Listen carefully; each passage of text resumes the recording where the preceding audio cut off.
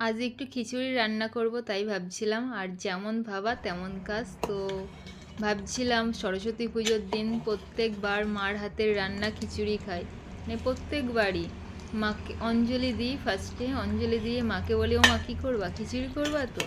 তো অঞ্জলি দেওয়ার পরে মার হাতের যে খিচুড়ি, আর এমনিতেও খিচুড়িটা আমার ফেভারিট, মানে ভালোই লাগে আমার খেতে। তো আজকে তাই সরস্বতী পুজোর দিন খুবই তো মিস করছি সেই সব দিনগুলো। তবু ভাবলাম মার হাতে না হোক, নিজের হাতে একটু খিচুড়ি করা যাক। তো তাই ভাবলাম একটু খিচুড়ি করি রাতে। তো দুইজনা খাবো, তো তার জন্য এই যে খিচুড়ি করছি।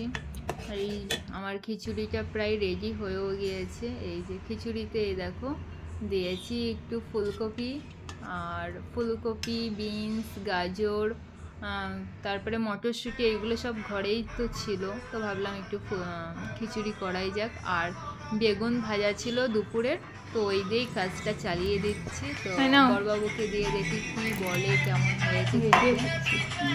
তো খাক, বলুক কেমন হয়েছে। হাত দিয়ে খাও।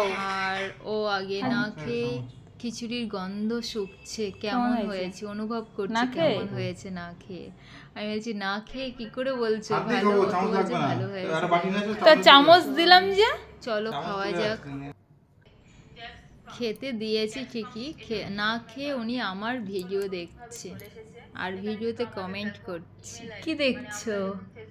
কমেন্ট লিখছে। না খেয়ে অনেক কমেন্ট করছে। আরে চামচ নাও। কেমন তো ঘিয়ের গন্ধ কি পাচ্ছ?